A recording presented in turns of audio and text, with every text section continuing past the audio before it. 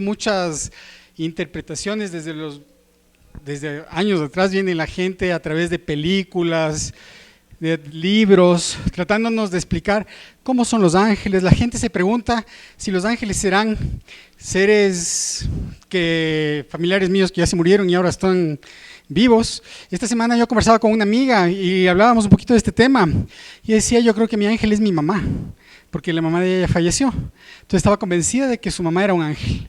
Y ella decía, ¿sabes qué? Yo a lo largo de la vida he vivido gracias a creer en los ángeles, porque mi abuelita me enseñó a rezar una oración a los ángeles, ángel de la guarda.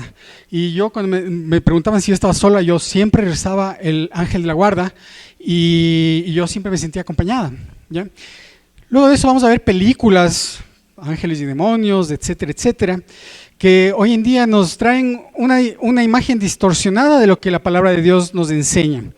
Entonces hoy vamos a ver qué es lo que la palabra de Dios nos enseña y no sé si esto sirve.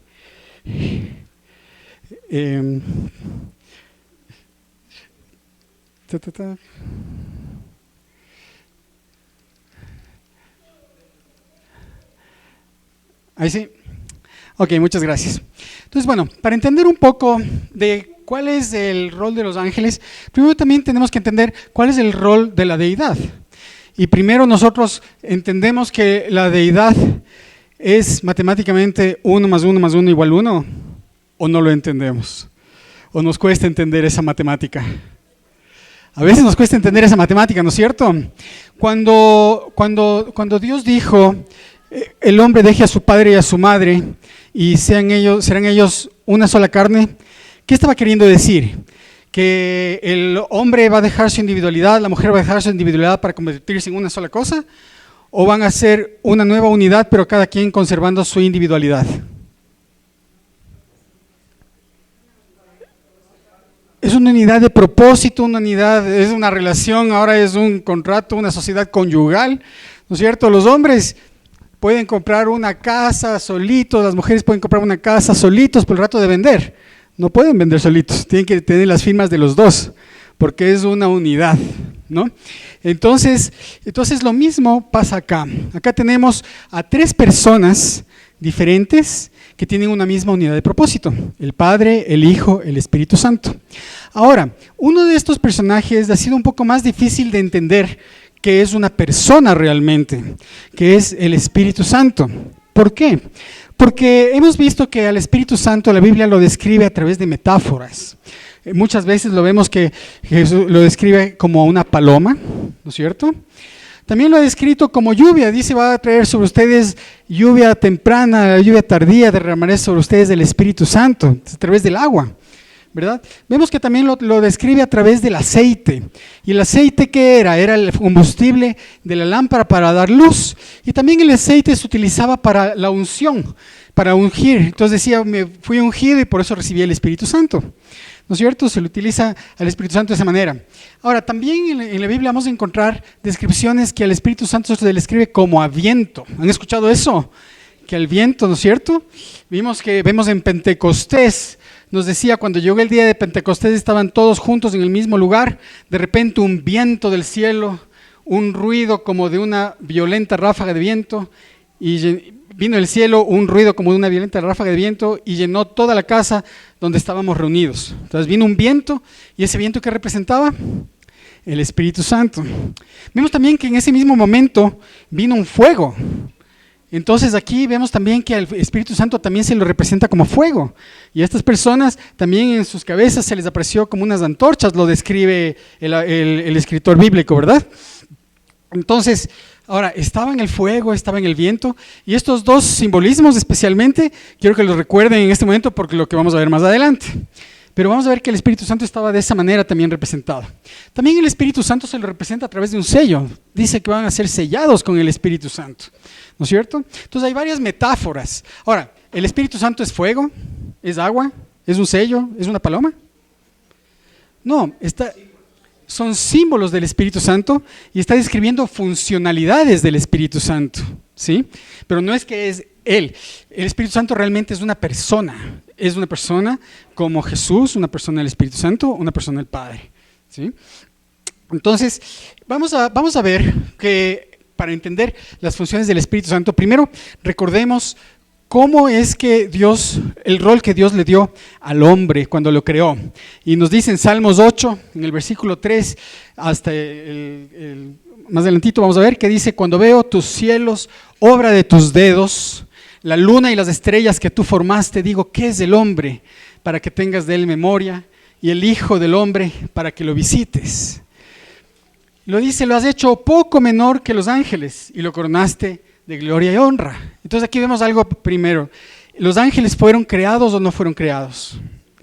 Fueron creados. Ahora, el hombre le ha hecho un poquito menor que los ángeles, pero los ángeles tienen un poco más de poder y tienen la ventaja de que están en el cielo, están frente a frente con Dios.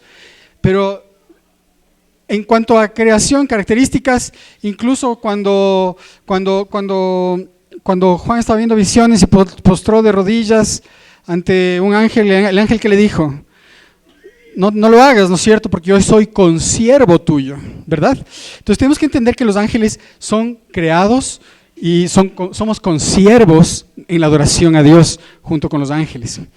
Ahora, le dice que le hiciste señorear en las obras de tus manos, todo lo pusiste debajo de tus pies, ovejas y bueyes, todo ello, y asimismo las bestias del campo. Es decir, el hombre fue creado para gobernar la creación, reinar en todos los animales, le puso nombres a los animales, etcétera, ¿no es cierto? Es decir, la tierra estaba bajo el dominio del ser humano, que Dios le entregó el dominio al ser humano, ¿sí o no?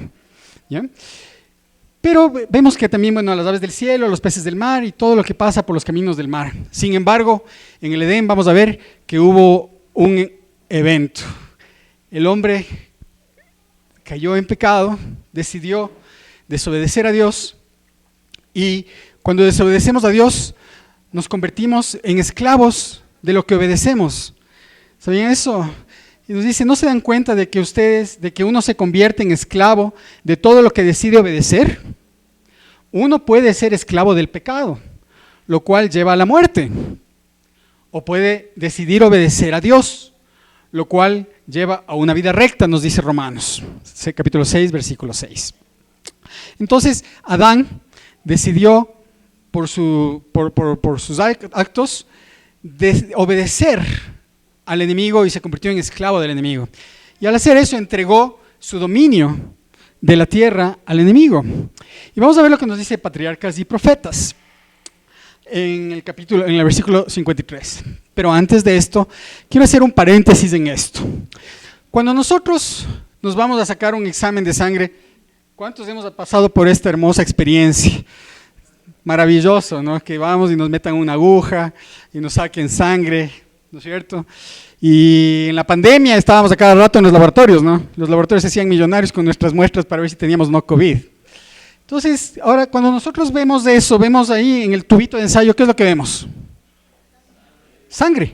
Eso es lo que estamos viendo, ¿no es cierto? Ahora, ¿eso es todo lo que hay ahí? No, ¿no es cierto? El laboratorista, ¿qué es lo que hace? Porque si fuera fácil decir, a ver, aquí la sangre, ya el laboratorista le dice: ok, aquí tiene esto y aquello, y le manda el examen al médico. ¿Eso es lo que hace? No, ¿no es cierto? ¿Qué es lo que hace? ¿No es cierto? Lo primero que hace es toma una pequeña muestrita de eso y la somete al microscopio, ¿verdad? Y cuando la somete al microscopio, eso que nosotros vemos a simple vista como un tubito de sangre, ¿qué es lo que aparece? Aparece un montón de cosas, glóbulos rojos, glóbulos blancos, todas estas cosas que nosotros a veces, solo los médicos que están aquí quizás entienden lo que estamos viendo ahí, ¿no? Los que no hemos visto estas cosas así, quizás por fe entendemos que hay eso en la gotita de sangre, ¿no es cierto? Entonces, eso mismo es lo que pasa cuando nosotros estudiamos los libros del Espíritu de Profecía. Los libros escritos por la hermana White no fueron escritos para cambiar la Biblia, para alterar la Biblia, ni para agregar algo a la Biblia. Simplemente fueron escritos para que los mensajes de la Biblia los podamos ampliar, profundizar, y si tenemos interés, quizás entender un poco mejor el mensaje que ya está en la Biblia. Recordemos que el principio que nosotros tenemos, y que escrito por ella mismo, dijo: pero Dios tendrá en la tierra un pueblo que sostendrá la Biblia y la Biblia sola. como piedra de toque de todas las doctrinas y bases de todas las reformas. Es decir, solo con la Biblia nosotros podríamos entender todos los mensajes de Dios. Pero dice que los testimonios fueron enviados a nosotros porque nosotros pues no estudiábamos tanto la Biblia, no estábamos orando tanto, no estábamos recibiendo la iluminación del Espíritu Santo para entender todo lo que la Biblia dice de una manera clara. Y Dios siguió dando este tipo de conocimientos a lo largo de la historia al ser humano, ¿no? Manteniendo contacto. Empezó con los escritores antiguos, con los profetas, siempre fue dando alguna forma de comunicarse con el pueblo de Dios, y luego pues hasta el último dice que hasta los niños verán visiones y profetizarán, ¿no es cierto? Dios siempre va a mantener la comunicación. Ahora, volviendo a Patriarcas y Profetas con este antecedente, vamos a ver que al amplificar un poco lo que estamos viendo, dice, al ser creado Adán recibió el señorío sobre la tierra, pero al ceder a la tentación, cayó bajo el poder de Satanás. Les prometen libertad y son ellos mismos esclavos de corrupción, nos dice 2 de Pedro 2:19. Porque el que es vencido por alguno es hecho esclavo del que lo venció. Vemos que la Biblia ya lo dice esto y simplemente el Espíritu de Profecía está ampliando, profundizando, comentando. Y vamos a ver lo que dice. Cuando el hombre llegó a ser cautivo de Satanás, el dominio que antes ejercía pasó a manos de su conquistador. De esta manera, Satanás llegó a ser el Dios de este siglo. Él había usurpado el dominio que originalmente le fue otorgado a Adán. Es decir, pasó a ser dominio de la tierra. El dominio de la tierra pasó de Adán, ¿a quién? A Satanás. Y esto lo vemos también cuando Jesús se encuentra con el enemigo. En la tentación dice, bueno, antes de llegar allá dice, pero Cristo, mediante su sacrificio, al pagar la pena del pecado, no solo redimiría al hombre, sino que también recuperaría el dominio que éste había perdido. Es decir, ¿de qué manera se recupera el dominio que el hombre había perdido? A través de la muerte de Jesús. Jesús vino para recuperar ese dominio. Todo lo que perdió el primer Adán será recuperado por el segundo Adán. Y vemos que cuando Jesús estaba en las tentaciones, después de 40 días de morirse de hambre y ayunar en el desierto, le dijo el diablo, a ti te daré en la tercera tentación toda esta potestad y la gloria de ellos porque a mí me ha sido entregada. ¿Sí ven aquí? Bíblicamente dice que a mí me ha sido entregada. ¿Por quién le fue entregado? Por Adán. Y dice, y a quien yo quiero, la doy. Entonces, Satanás le estaba mostrando todas las glorias de este mundo y Jesús pues le dijo simplemente, escrito está que al Señor tu Dios no debes tentar, ¿no es cierto? Ahora el punto es que cuando a nosotros nos ofrecen lo mismo, quizás no reaccionamos de la misma manera, ¿no? A nosotros si nos ofrecen todas las riquezas y todas estas cosas, las cosas de esta tierra, quizás nos tienta un poquito más, ¿no? Entonces, pero a Jesús no le tentó, o sea, Jesús no permitió ser tentado. Y dice, y Satanás le decía, por tanto, si te postras delante de mí, todo será tuyo. Él estaba hablando con autoridad, porque él sabía que estaba bajo su dominio toda la tierra. Ahora, cuando Jesús murió, unos días antes de la crucifixión, unos 2-3 días antes de la crucifixión, dice, ahora es el juicio de este mundo. Ahora el príncipe de este mundo será echado fuera. Y yo cuando sea levantado de la tierra, a todos atraeré a mí mismo, dice el versículo. Entonces, unos días antes, sabía cómo Jesús iba a vencer. Jesús lo está diciendo ahí. ¿De qué manera iba a vencer al príncipe de este mundo? Por medio de su muerte. Ahora, volviendo a ampliar un poquito, lo que el deseado de todas las gentes nos dice, Cristo no entregó su vida hasta que hubo cumplido la obra que había venido a hacer. Y con su último aliento exclamó, consumado es. La batalla había sido ganada, su diestra y su brazo santo le habían conquistado la victoria. Como vencedor, plantó su estandarte en las alturas eternas. ¡Qué gozo entre los ángeles! En la victoria del Salvador, el cielo triunfó. Satanás fue derrotado y sabía que había perdido su reino. Vemos que bíblicamente no se contradice lo que está escribiendo en este momento el hermano Huay a través de lo que el Señor le inspiró. No hay contradicción, simplemente amplifica un poco, más detalles. Ahora vamos a recordar qué es lo que pasó en Pentecostés. En Pentecostés, nosotros vemos en Hechos, en el capítulo 2, en el versículo 1 y 2, donde dice: cuando llegó el día de Pentecostés estaban todos juntos en un mismo lugar. De repente vino del cielo un ruido, como el de una ráfaga de viento impetuoso que llenó toda la casa donde estaban sentados. Y cuando llegó el día de Pentecostés, estaban todos unánimes en un mismo lugar. Bueno, nuevamente estamos repitiendo el mismo versículo. Y acá dice: y se les aparecieron también lenguas repartidas como de fuego, que se asentó sobre cada uno de ellos. Entonces vemos aquí dos fenómenos que pasaron en ese momento, ¿no? Un viento, ¿y qué otro fenómeno? Fuego. Vemos viento y fuego que está ocurriendo en este evento. Pero a través de todos estos eventos dice, en Hechos 2:4, todos fueron llenos del Espíritu Santo y comenzaron a hablar en diferentes lenguas según el Espíritu les concedía que expresasen. Entonces aquí, ¿qué estamos viendo? Viene un viento, viene un fuego y dice que todos fueron llenos del Espíritu Santo. Y como consecuencia de eso, ¿qué pasa? Se transmite el don de lenguas. Y en ese lugar estaban reunidas personas que venían de los pueblos de los alrededores. Y habían más de 13 nacionalidades ahí reunidas, alrededor de 13, 14 que están ahí. Y todos hablaban idiomas diferentes. Entonces fíjense el poder que ese momento recibieron. En un santiamén estaban pudiendo entenderles todos los que estaban ahí presentes en sus propios lenguajes lo que los discípulos hablaban, ¿sí? Ahora, esta es la primera vez que menciona la Biblia el don de lenguas. ¿O dónde fue la primera vez que se impartió el don de lenguas en la Biblia? En la Torre de Babel. En la Torre de Babel. Entonces vamos a ver que en la Torre de Babel, era interesante la Torre de Babel. La Torre de Babel no era solo una torre como muchas veces nos imaginamos. La Torre de Babel era un edificio grande. Era un edificio grande, incluso había personas que ahí tenían departamentos, vivienda, ahí adentro, ¿ya?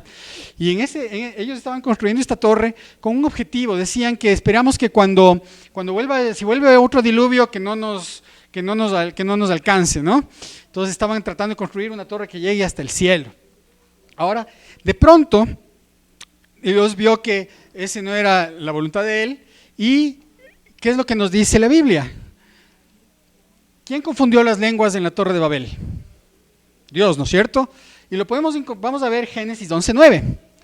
Por esto fue llamado el nombre de ella Babel, porque allí confundió Jehová el lenguaje de toda la tierra, y desde allí lo esparció sobre la faz de toda la tierra. Entonces aquí claramente en la Biblia, ¿qué nos dice? ¿Quién fue el que confundió? Jehová, nos dice, ¿no es cierto?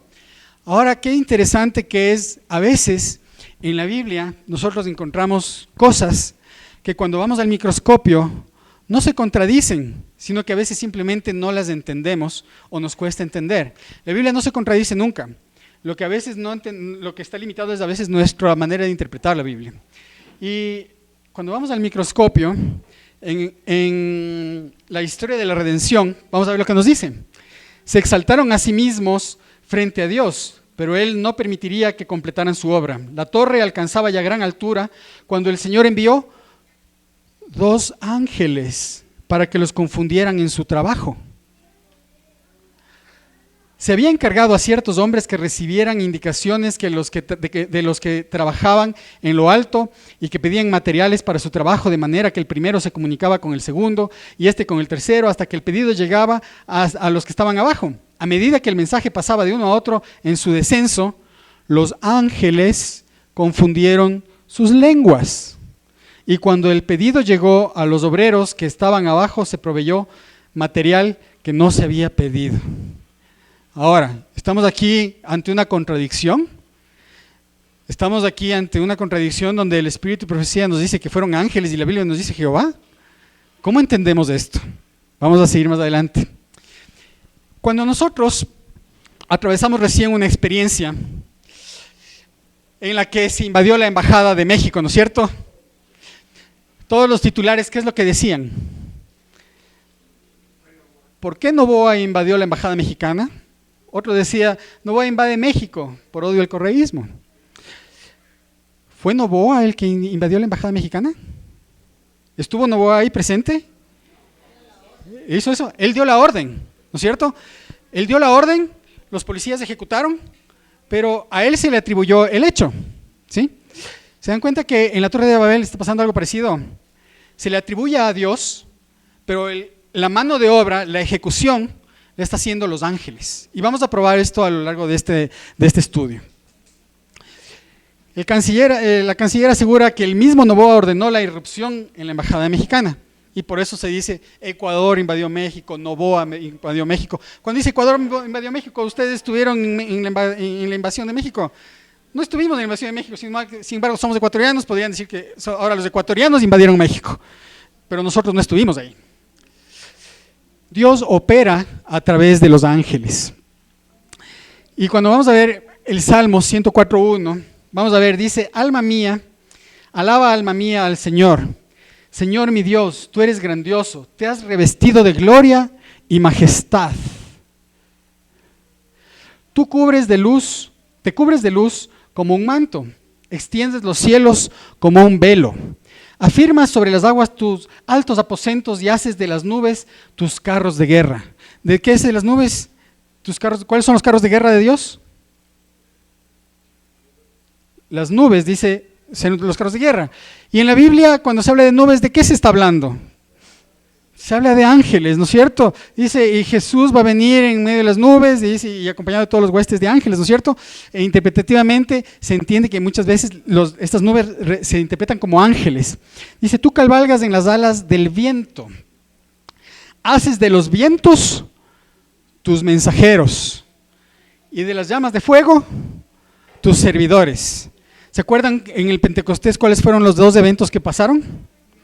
Viento y fuego. Y aquí, Salmos, ¿qué nos está diciendo? ¿Quiénes son los vientos? ¿Qué vendrían a ser los mensajeros? ¿Y quiénes son los mensajeros? Los ángeles. ¿Y las llamas de fuego? ¿Quiénes son? Tus servidores. ¿Y quiénes son estos servidores? Los ángeles. Ahora, ¿será que nos estamos inventando? Veamos qué dice la Biblia mismo con respecto a este versículo. Cuando vamos a Hebreos 1.7, nos dice, en cuanto a los ángeles dice, Él hace a sus ángeles vientos y a sus servidores llamas de fuego, mencionando el Salmo. Vemos que está clarito, y no es un invento nuestro, no es un invento del Espíritu de Profecía. La Biblia sola se responde y la Biblia sola nos va enseñando qué representan los vientos y qué representan los ángeles. Ahora, ¿será que cuando estamos queriendo decir que cuando se dio el Pentecostés, Jesús, que ya había adquirido el dominio de la tierra, le dice al Espíritu Santo, envía a toda la hueste angelical a la tierra para que nosotros podamos expandir el evangelio a todos junto con la ayuda de los seres humanos? ¿Será que ese viento y ese fuego eran ángeles que estaban viniendo? Tenemos ahí viento y fuego, que fue lo que sucedió, ¿no es cierto? Y en otra versión, en la palabra de Dios para todos, dice, Dios dice acerca de los ángeles, Él hace que sus ángeles sean como vientos y sus siervos como llamas de fuego. Nuevamente, otra versión de la Biblia. Ahora, para entender todo esto, vamos a trasladarnos al libro de Ezequiel en el capítulo 1. Y Ezequiel recibió una visión. Y créanme que esta semana me pasé estudiando mucho para entender esta visión, porque no la entendía para nada. Y resulta que, ¿en qué contexto recibe Ezequiel esta visión? Esta visión fue recibida en el año 592 a.C. En el 597 ya había sido Nabucodonosor, había ido a Babilonia a llevar cautivos a todos, a Israel, perdón, a llevar cautivos a todos a Babilonia. Entre esos fue llevado cautivo el profeta Daniel. 5 años después, vuelven a invadir y en esta ocasión le llevan cautivos a Ezequiel. Y Ezequiel estaba un día ahí medio deprimido, viendo que Jerusalén estaba desolada, que estaba en un sitio donde había la tiranía, donde Dios no estaba. Y entonces en medio de eso recibe una visión. Y es una visión bien extraña. Y entonces quiero que leamos esa visión y vamos a ir viéndola. no la vamos a estudiar toda con profundidad, pero vamos a estudiar, a leer la visión en el capítulo 1 del libro de Ezequiel. Les invito a que abran sus Biblias, si es que alguien trajo una Biblia. Entonces,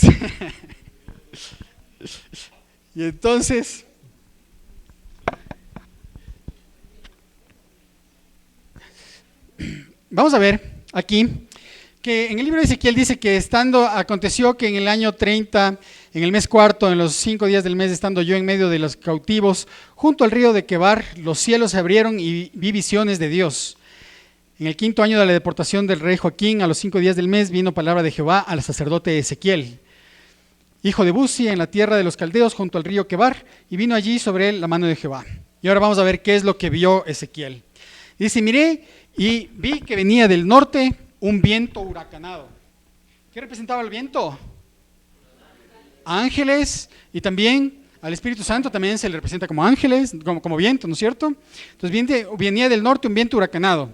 El norte, cuando hablamos, es al frente, atrás, al costado, a un costado, pero cuando es bíblicamente también podemos decir que es de arriba, abajo. Arriba es el norte, abajo es el sur, a un costado el oriente y a otro costado el occidente. Entonces aquí venía desde arriba un viento huracanado, con un fuego envolvente y alrededor de él un resplandor. En medio del fuego algo semejante al bronce refulgente. Refulgente es brillante, yo no sabía que era refulgente, me puse a buscar en el diccionario. Entonces, el refulgente, en medio del fuego algo semejante al bronce refulgente, y en medio de todo vi la figura de 4 seres vivientes. Esta era su apariencia, y había en ellos un parecido a seres humanos. Entonces aquí vamos a ver que estaban esos 4 seres vivientes, ¿no? Y acá viene un poco más detallado cómo eran esos seres vivientes, ¿sí? Dice, tenían sus piernas rectas, ahí vemos las piernas rectas, ¿no es cierto? Y tenían los pies como pezuñas de becerro, que centellaban de manera de bronce muy bruñido. Debajo de sus alas, a sus 4 lados tenían manos humanas. Miren aquí, debajo de las alas tenían como brazos, ¿ya? Sus caras y sus alas estaban a los 4 lados. Entonces fíjense, tenía caras por todo lado. Y con las alas juntaban el uno al otro, no se volvían cuando andaban, sino que cada uno caminaba derecho hacia adelante. El aspecto de sus caras eran como cara de hombre, tenía una cara de hombre, una cara de león al lado derecho, una cara de buey a la izquierda, y tenían una cara de águila en la parte de atrás. Súper raras estas caras, ¿no? Pero si los teólogos se han puesto a analizar un poco, decían el león es pues el rey de la selva, un animal fuerte, muy representativo en la época. El ser humano representaba la gloria de la creación, la inteligencia. El buey era el animal más apetecido en aquella época para los sacrificios, para la alimentación, para todo. Y las águilas de la reina de las aves, ¿ya? Entonces, bueno, tenían estas caras y así eran sus caras. Cada uno tenía 2 alas extendidas por encima, las cuales tocaban entre sí, y con las otras 2 cubrían sus cuerpos. Es decir, ¿cuántas alas tenían? Si tenían 2 arriba, 2 para cubrirse y 2 para alzarse, ¿cuántas suman 2 más 2? Entonces, 4, ¿no es cierto? Tenían 4 alas. Y entonces, cada uno de ellos caminaban. Y es interesante entender, en la Biblia hay 2 tipos de seres celestiales que se describen. Unos que tienen 4 alas y otros que tienen 6 alas. Los que tienen 4 alas, ¿alguien sabe quiénes eran? Los querubines. ¿Y los que tienen 6 alas? Los serafines. Muy bien. Entonces, tenemos querubines y serafines. Entonces, ¿estos de aquí qué eran? Estos eran querubines. Eran ángeles que estaba viendo aquí el profeta. ¿Ya? Y dice, cada uno caminaba derecho hacia adelante, donde el Espíritu les llevaba. Entonces aquí estos ángeles caminaban ¿hacia dónde? ¿Hacia donde quién les llevaba? El Espíritu. Es decir, los ángeles siguen las órdenes del Espíritu, hacia donde el Espíritu les llevaba. Y luego nos dice, bueno,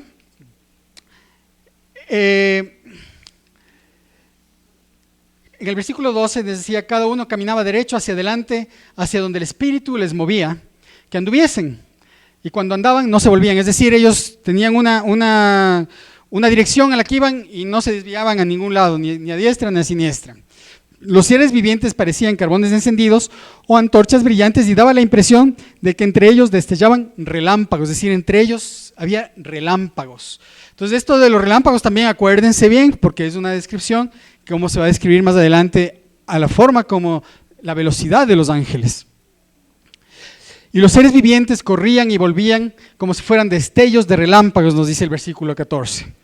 Ahora, miré en los seres vivientes de 4 caras y vi en el suelo, junto a cada uno de ellos había una rueda. Entonces aquí vemos esas ruedas, también en la visión, ¿no es cierto? Entonces ahora estas ruedas son interesantes. Dice, cuando andaban, se movían hacia sus 4 costados, no se movían, no se volvían cuando andaban, es decir, no retrocedían. Y dice, los seres iban a donde el Espíritu les impulsaba. Y las ruedas se elevaban juntamente con ellos porque el espíritu de los seres vivientes estaba en las ruedas. Entonces vamos a ver que estos ángeles, cuando se movían, las ruedas también se movían, ¿sí o no? Ahí dice que cuando a donde iban las ruedas se elevaban juntamente con ellos. ¿Está claro eso? Y también está claro que los seres iban a donde el espíritu les impulsaba. Es decir, ellos obedecían al espíritu, que en este caso vendría a ser el Espíritu Santo, el que le daba las órdenes a los ángeles, ¿sí? Y para comprobar que eran querubines, la misma Biblia nos explica en Ezequiel 10:16, hablando de la misma visión, dice, cuando los querubines andaban, las ruedas andaban a su lado. Y cuando los querubines alzaban sus alas para elevarse al suelo, las ruedas no se apartaban de su lado. Estos eran los mismos seres vivientes que vi debajo del Dios de Israel junto al río Quebar y conocí que eran querubines. Los vemos en la visión. En la visión no solo habían los seres vivientes, tenían las ruedas, arriba había una bóveda de cristal y arriba estaba un trono de zafiro donde estaba el Dios, y arriba de Dios estaba este arco iris que representaba su misericordia y su justicia, y veíamos relámpagos que se comunicaban entre ellos, surgían como relámpagos, ¿no? Entonces ahora es interesante que cuando el ser humano a lo largo de la historia ha leído esta profecía, ha habido muchos tipos de interpretaciones. Incluso hubo alguien que decía que si ven ahí arriba, ¿qué es lo que parece eso de ahí arriba, esas ruedas de arriba? Parece un platillo volador, ¿no? Parece una nave espacial, ¿no? Entonces hay alguien que escribió un libro enterito basado en la existencia de los ovnis en esta profecía, tomando en cuenta esta profecía. Entonces ahí vamos a ver que esta profecía, solo si la leemos así nomás, puede dar para cualquier interpretación, pero Dios nos ha dejado también más luz a través de los escritos inspirados. Y vamos a ver lo que nos dice Joyas de los Testimonios. Y ahí es donde el microscopio viene a ser bien útil. Dice, numerosas ruedas de extraña apariencia se entrecortaban unas a otras, eran movidas por 4 seres vivientes. ¿Se contradice algo de lo que ya hemos leído en la Biblia? No, ¿no es cierto? Eran movidas por estos 4 seres vivientes. Entonces esto tomamos bien en cuenta. Ahora dice, había ruedas dentro de las ruedas, en un arreglo tan complicado que a primera vista le parecía a Ezequiel que era todo confuso. Pero cuando se movía, era con una hermosa precisión y perfecta armonía. Los seres celestiales estaban moviendo esas ruedas y por encima de todo, sobre el glorioso trono de zafiro, estaba el Eterno. Entonces aquí vemos el detalle, ¿no? ¿Quiénes movían esas ruedas? Los 4 seres vivientes o los querubines. ¿Y se contradicen algo con lo que hemos leído? No, ¿no es cierto? Simplemente está detallando. Pero ahora viene algo interesante. Un poquito más adelante, en la misma página, en el mismo párrafo, dice, las complicadas ruedas que al profeta le parecían envueltas en confusión estaban bajo la dirección de una mano infinita. ¿Qué dirigía esas ruedas? Una mano infinita. El Espíritu de Dios, que según la revelación, ¿cuál revelación? Lo que hemos leído aquí y lo que la hermana Juárez también recibió, porque recibía visiones, recibía también mensajes a través de ángeles, también hablaba de un ángel acompañante también muchas veces. Dice, el Espíritu de Dios que según la revelación movía y dirigía estas ruedas. ¿Quién dirigía estas ruedas? El Espíritu de Dios. Entonces aquí, ¿cómo es esto? ¿Dirigían los querubines? ¿Dirigía la mano eterna? ¿Dirigía el Eterno o dirigía el Espíritu de Dios? ¿Quién dirigía esto? ¿Quién movía las ruedas?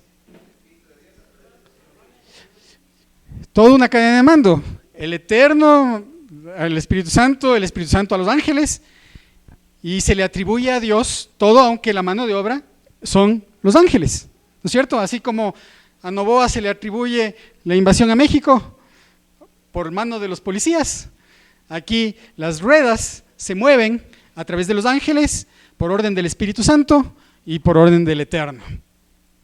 Y bien, miren lo que dice más adelante.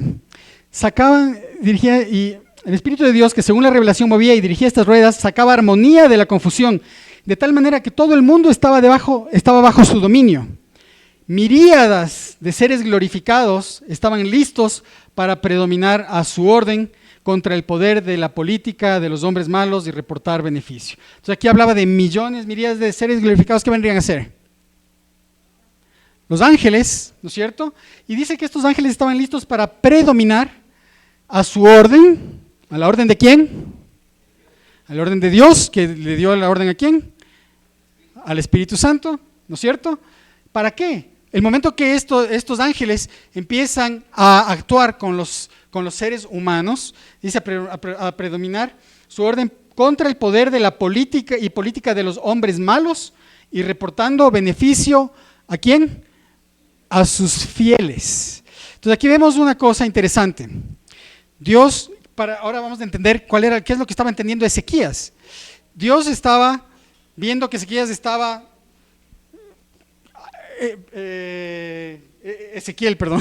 Ezequiel estaba acongojado por lo que estaba pasando. Y a través de esta visión que le estaba diciendo, que Dios seguía en control de todo. Dios estaba en el cielo, en su trono, Dios está en su trono, y estaba dando órdenes a través del Espíritu Santo para que los ángeles muevan las ruedas. Esas ruedas estaban en contacto con la tierra. Esas ruedas, los estudiosos dicen también que se refiere a los actos de la tierra, y cuando los ángeles actúan en conjunto con los seres humanos, entonces ocurren milagros. Y aquí viene, ocurren milagros que actúan contra el poder de los hombres malos y en favor de los hombres fieles a Dios. Es decir, Dios busca bendecirnos a nosotros a través del poder de los ángeles, a través de la obra de los ángeles. Ahora, el comentario bíblico adventista, el tomo 4, la página 1161, sigue ampliando esto y dice: la vigilancia incansable de los mensajeros celestiales y su incesante ministerio en conexión con los habitantes de la tierra nos demuestra cómo es que la mano de Dios guía la rueda dentro de la rueda. Entonces vemos aquí algo interesante. Sí.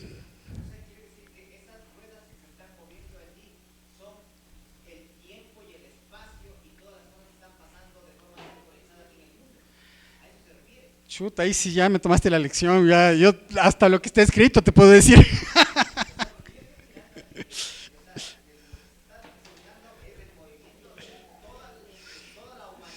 Ajá, ajá, sí,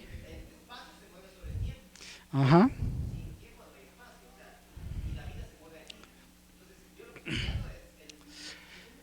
Sí, lo que está diciendo es que Dios está en control de todo lo que pasa en la tierra, ¿sí? Las guerras que están pasando, todo lo que está pasando, lo que nos preocupa a nosotros, hambres, pestilencias, todo, Dios sigue estando en control, ¿sí? Todo está en control. Miren esto, ¿no? Dice, todo esto, vuelvo a repetir, la vigilancia incansable de los mensajeros celestiales, los ángeles, en su incesante ministerio en conexión con los habitantes de la tierra, y los ángeles en conexión con los habitantes de la tierra, nos demuestra cómo es la mano de Dios que guía la rueda dentro de la rueda. Y hace un rato veíamos que en otros textos, ¿qué movía la rueda dentro de la rueda? Los querubines, en otra parte decía que el Espíritu, ¿no es cierto? Y aquí nos dice la mano de Dios, ¿verdad? Entonces, ahora, ¿se contradice esto con lo que estamos leyendo, con lo que hemos leído en la Biblia? No, simplemente nos amplifica, nos da una aclaración. Simplemente es el microscopio lo que estamos utilizando en este momento para entender de una manera mejor la profecía. Ahora, ¿cómo es que el Espíritu Santo desempeña su obra? Lo que ya hemos visto. ¿A través de quién? a través de los ángeles. Y esto lo vamos a ver, dice, por medio de millones y millones de ángeles. Entonces vemos aquí lo que veíamos hasta un ratito, ¿no? En este contexto que hemos visto, vemos que tenemos a Dios del Padre, el Eterno, el Espíritu Santo, los ángeles y los seres humanos en esa cadena de mando, como quien dice, ¿no? En esa profecía. Volvamos nuevamente a Pentecostés. Vemos ahí viento y ángeles y fuego. Ahora entendemos que este viento y este fuego podrían estar representando ángeles. Hay un matinal que se llamaba Mi Vida Hoy, en la página 58 dice: cuando se viva la verdad en su sencillez, en todo lugar, entonces Dios obrará por medio de los ángeles, así como obró en el Pentecostés. En la Biblia, ¿en dónde entendemos en el Pentecostés que estuvieron los ángeles? En las lenguas jóvenes, pero ahí no dice ángeles. Y dice viento, pero no dice ángeles. ¿No es cierto? Entonces, claro, pero estamos aquí volviendo a profundizar simplemente, ¿no? A aclarar, dice, por medio de los ángeles, como obró en Pentecostés. Dice, los corazones serán transformados tan decididamente que se verá una manifestación de la influencia de la verdad genuina que se representa como el descenso del Espíritu Santo. Es decir, cuando los ángeles se ponen en contacto con los seres humanos, ¿qué es lo que produce? Un poder que transformador. Y eso fue lo que pasó entonces, ¿no? Después de eso, Pedro predicaba, se bautizaban 3,000. Pedro predicaba, se bautizaban 5,000. Y eso es lo que Dios quiere hoy en día para nosotros también. Quiere utilizarnos a nosotros, porque el mensaje no le dio a los ángeles para que los ángeles lo divulguen, dio para que los seres humanos lo divulguen. Los ángeles están esperando que nosotros estemos preparados para recibir el Espíritu Santo. Pero están ahí, como en el Pentecostés anterior, los ángeles están ahí viendo, ¿no será que estos manes quieren recibir el Espíritu Santo? Están aquí, y nosotros estamos ahí, ¿será que recibir? Y nosotros estamos soñando con recibir algún día la lluvia tardía, pero ¿será que estamos cumpliendo con las condiciones para recibir el Espíritu Santo? ¿Qué?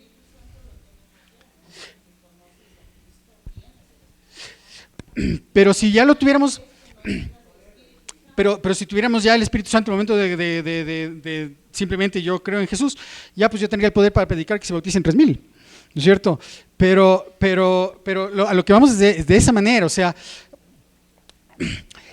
dice aquí, cuando los ángeles del cielo, mensajes selectos, tomo 2, vengan entre nosotros y obren mediante los instrumentos humanos, entonces habrá conversiones firmes y sustanciales. ¿Cuál es el fruto de que los ángeles vengan entre nosotros? Conversiones firmes y sustanciales en forma parecida a las conversiones que ocurrieron después del día de Pentecostés. Todo el cielo estaba interesado en su salvación y los ángeles de Dios están esperando hacer por usted lo que hicieron por los discípulos en el día de Pentecostés. ¿Qué es lo que hicieron los discípulos? Hace unas semanas estudiamos eso, estuvieron unánimes en oración, se pidieron perdón por todas las peleas que habían tenido entre los discípulos, estuvieron juntos, estuvieron arrepintiéndose de sus pecados, ¿no es cierto? Estuvieron estudiando la palabra, momentos de consagración tuvieron los discípulos antes de poder recibir el Espíritu Santo de la manera como lo recibieron en ese momento. En el libro Maranata dice, antes de que sea completamente terminada la obra y finalice el sellamiento de Dios, recibiremos el derramamiento del Espíritu Santo. Ángeles del cielo estarán en nuestro medio. Es decir, cuando venga el Espíritu Santo, ¿qué va a pasar? ¿Qué va a estar pasando? Ángeles estarán apoyándonos a nosotros en todo lo que hagamos y en la divulgación del Evangelio. Entonces aquí vemos una cadena de mando que la podemos ver en Apocalipsis 1, en el capítulo 1 vamos a ver cómo es esta cadena de mando. Dice, Dios del Padre, ¿a quién le dio la profecía del libro de Apocalipsis? A Jesús, ¿no es cierto? Dice, vamos a Apocalipsis 1, vamos a ir viendo. ¿No es cierto? Apocalipsis 1, versículo 1. La revelación de Jesucristo que Dios le dio, ¿no es cierto? Entonces, Dios le dio a Jesús la revelación. Dice, Jesús se lo da al Espíritu Santo. Dice, más adelante vemos el que tiene oído, oiga lo que el Espíritu dice a las iglesias. Y el Espíritu se lo da al ángel Gabriel. El ángel se lo da a Juan. Juan lo escribe y lo envía a las iglesias. Y Dios espera que las iglesias, ¿qué hagan con esos escritos? Lo impartan al mundo, ¿no es cierto? Entonces ahora, ¿dónde se rompe la cadena? En la última parte, en las iglesias se rompe la cadena, ¿no es cierto? Porque dice Dios le da a Jesús, Jesús le da el Espíritu le da al ángel, el ángel le da al profeta y llega donde nosotros decimos mándale al vecino, entonces a que predique, ¿no es cierto? Entonces este es cómo funciona. Y en el desierto las gentes, volviendo al microscopio, dice: los ángeles de Dios pasan siempre de la tierra al cielo y del cielo a la tierra. Los milagros de Cristo a favor de los afligidos y dolientes fueron realizados por el poder de Dios mediante el ministerio de los ángeles. Y aquí vamos a ver algo bien interesante. También los milagros de Jesús. En la Biblia, en los 4 evangelios hay registrados alrededor de, según como nos cuenten, entre 36 y 37 milagros, ¿ya? Y uno de esos milagros, vamos a ver cómo los milagros de Jesús fueron también, los ángeles también fueron empleados por Jesús para realizar estos milagros. Dice: es por medio de Cristo, por el ministerio de sus ángeles, de sus mensajeros celestiales, como toda bendición nos llega. Es decir, por medio de Jesús, pero a través de los mensajeros celestiales, como toda bendición nos llega. Vamos a ver ahora, la pregunta es esta: siempre nos hacemos, ¿está Dios en todas partes? ¿Ustedes qué creen? ¿Es omnipresente? ¿Es omnisciente? ¿Cuál es la diferencia? Omnipresente es que está en todas partes, omnisciente es que está en todo. Ahora, ¿Dios está físicamente en todas partes? O dice que, o si decimos, ¿por qué oramos Padre nuestro que estás en los cielos? Si está en todas partes, ¿no es cierto? Cuando el profeta vio la profecía, ¿en dónde estaba el trono de Dios? Estaba en el cielo, un trono de zafiro, estaba en el cielo. Cuando hablamos de que hay un trono de Dios y vemos el libro de Daniel, ¿dónde está Dios? Está en un trono en el cielo, ¿no es cierto? Entonces, ¿dónde está Dios físicamente? Está en el cielo, ¿no es cierto? Pero cuando es omnisciente, ¿qué significa? Que Él sabe todo lo que está pasando en la tierra, lo ve todo, como cuando no estamos encima de un tablero de ajedrez, vemos todo lo que está pasando en el tablero, ¿no es cierto? Antes jugábamos, yo me acuerdo que con el papá de Daniela jugábamos Risk y tiene todo el mapamundi ahí y todas las fichas. Tenemos la visión de todo lo que está pasando en todo el planeta a través del Atlas ahí, ¿no? Entonces Dios sabe todo lo que está pasando en todos los lugares, pero Dios no necesita estar físicamente, el Padre no necesita estar físicamente en China, en Ecuador, en Uruguay, en todo lado, para saber lo que está pasando ahí. Pero ¿cómo actúa? Y vamos a ver si esto es cierto o no es cierto. La Biblia nos muestra a Dios, dice el ministerio de curación, en su alto y santo puesto, no en estado de inacción, no en el silencio y la soledad, sino rodeado de millares y millones de seres santos, siempre a la espera de sus órdenes. Entonces, ¿cuántos habitantes tenemos en la tierra? 7,000, 8,000 millones, ¿no? No, 18 millones en Ecuador, quizás. Pero en el planeta se entiende 7,000, 8,000 millones más o menos, ¿ya? Y en la tierra, en el cielo, miren cuántos ángeles hay. Hay millares, millones de millones. Es decir, hay más ángeles en el cielo que los seres humanos en todo el planeta. ¿Sí? Y todos esos están dispuestos a venir a la tierra a la orden de Dios para satisfacer nuestras necesidades. Por medio de estos mensajeros permanece Dios en comunicación activa con todas las partes de su dominio. ¿Cómo permanece Dios en conexión con nosotros, en comunicación con nosotros? Por medio de estos mensajeros, Dios permanece en comunicación activa en todas las partes de su dominio. Todas las cosas están abiertas a su divina mirada y desde su grande y serena eternidad ordena lo que su providencia considera mejor. Desde el cielo, Él ordena todo lo que se necesite. Ahora, vamos a ver lo que mencionábamos hace un rato, los resultados de la fe en Mateo, en el capítulo 5, Mateo, capítulo 8, en el versículo 5, tenemos la historia del centurión. Y el centurión tenía un siervo que era un esclavo que él amaba, que estaba enfermo y que él quería que Jesús le sane. Entonces vamos a ver ahí en el Mateo 8,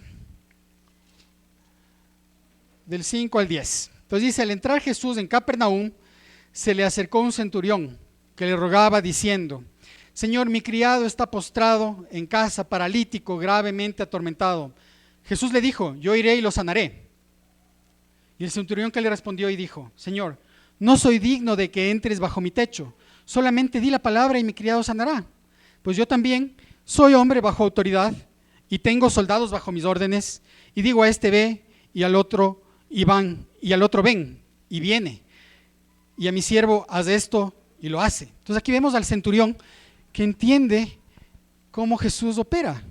Le dice: no es necesario que vengas a mi casa, yo entiendo cómo tú operas, yo también tengo gente bajo mi mando, yo soy un líder militar, tengo un batallón a mi cargo, yo ordeno y esto pasa. Entonces solo tú también puedes dar órdenes, solo da la orden y eso va a pasar. Entonces aquí Jesús, ¿qué le dijo? Al oírlo, Jesús se maravilló y dijo a los que le seguían: de cierto os digo que ni aún en Israel he hallado tanta fe. Os digo que vendrán muchos de oriente y de occidente, y sigue para adelante. Entonces vamos a ver qué es lo que nos dice el espíritu de profecía, tomo 2, ampliando el microscopio sobre este hecho. En vez de ir a Capernaum, por un rayo de telegrafía divina, envía un mensaje de sanidad a la cama del hijo sufriente. ¿Se acuerdan que les hablaba que había comunicado a qué velocidad se desplazaban los ángeles? Como destellos de relámpagos, decía la visión de Ezequiel, ¿no? Y también fíjense que cuando Daniel estaba orando en el capítulo 9 por la interpretación de la profecía de las 2300 tardes y mañanas, vino el ángel Gabriel. ¿Y qué le dijo? Al principio de tus ruegos me fue dada la orden de venir. ¿Y dónde estaba Gabriel? En el cielo. Ahorita, ¿cuántos millones de años luz está el cielo? No sé, no sabemos. Pero vamos años de años, nuestros telescopios viajando por el espacio y todavía no llegan al cielo. Todavía no han visto el cielo. ¿Ya? Entonces, y ese instante, como un rayo, vino Gabriel a responder las oraciones de Daniel. Dice en Judith Strother, dice: y el poder de las palabras del Redentor figuran como un relámpago de Caná a Capernaum, y el hijo es sanado. Es decir, las palabras de Jesús, dio la orden, un ángel como un relámpago se movió y ejecutó la orden, y el milagro se le atribuyó ¿a quién? A Jesús. Pero la mano de obra fue un ángel. Hoy en día los ángeles son mal interpretados.